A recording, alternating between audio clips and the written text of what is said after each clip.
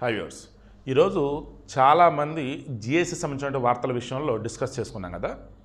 అయితే ఇప్పుడు మనం డిస్కస్ చేసుకోవాల్సింది ఏంటి, అసలు గోల్డ్ మీద జిఎస్టీ తగ్గించారా లేదా, అండ్ గోల్డ్ మీద జిఎస్టీ సంబంధించి అసలు ఎలా క్యాల్కులేట్ చేస్తారు సింపుల్గా వీడియోలో చెప్తాను. ముందే అయితే GST goods and services tax ఏదైతే ఉందో అది గతంలో ఎలాగైతే ఉందో అలాగే ఉంది. ఎంత?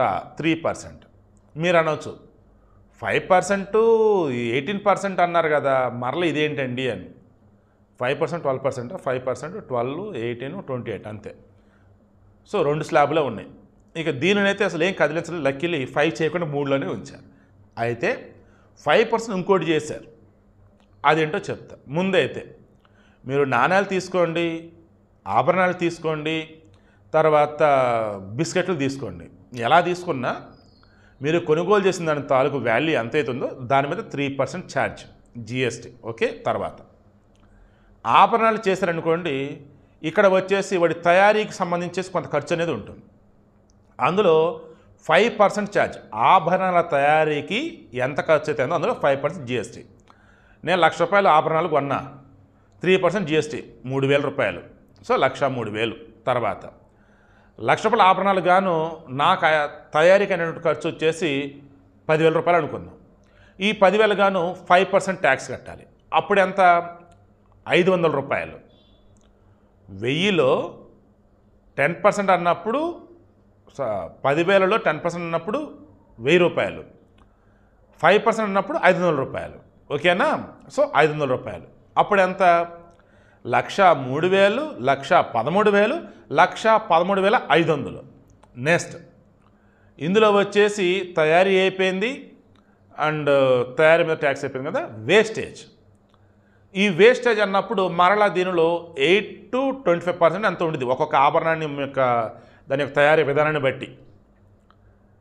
ఈ వేస్టేజ్ ఉంది కదా, దానికి సంబంధించేసి ఒక ఎంత వేద్దాం, 20,000 వేద్దాం వేస్టేజ్, సరదాగా రఫ్గా.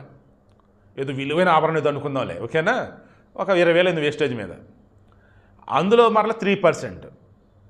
20,000లో 3% అన్నప్పుడు 20,000 కదా, 3%. 20,000 అన్నప్పుడు అందులో 10% వచ్చేసి ₹2,000 అవుతుంది. దెన్ 1% వచ్చేసి 200 అంటే 600. సో 600 అవుతుంది. అప్పుడు ఎంత?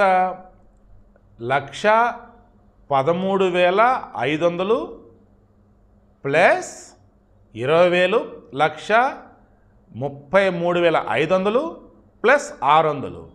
అప్పుడు 1,34,100. సరే, ఈ లెక్కలు ఎట్టంటే ఏముందిలే కానీ, తరుగు ఉంది కదా దాని మీద 3% అండ్ ఓవరాల్ రేట్ ఉంది కదా దాని మీద 3% జిఎస్టీ.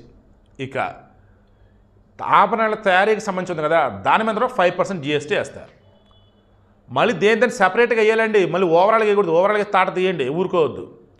తరుగు ఎంత? ₹1,000, అందులో 3% వెయ్యి. ఓవరాల్గా మెటీరియల్ అయింది ఎంత? ఏవి లెక్కలు వేయకుండా రఫ్గా 22 క్యారెట్ గోల్డా, ఓహో ₹1,00,000 అయిందా, 3% అయ్యి. ఈ 22 క్యారెట్ గోల్డ్ నువ్వు కొనుగోల్చిన దానికి గాను తయారీకి అయినటువంటి ఖర్చు ఎంత? ₹1,000, 5% అయ్యి. ₹1,000గా 5%. తర్వాత తరుగుకు సంబంధించి 3%, తయారీకి సంబంధించి 3%, ఓవరాల్గా ముందు ఇనిషియల్ స్టేజ్లో అన్నప్పుడు దాని వాల్యూ ఎంత అని 3%. ఇవన్నీ కలగలిపి దాని సెపరేట్ బిల్ అనేది మీకు ఇమ్మని అడగండి.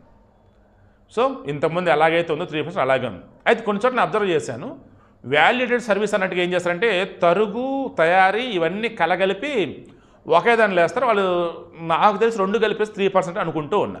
సో ఇది విషయం. సో రేపటి నుంచి బంగారం కొనుగోలు చేసే వాళ్ళు ఎవరైతే ఉన్నారో తొందరపడకండి, 22వ తారీఖు నుంచి ఇది అమలైద్ది. ఓకేనా?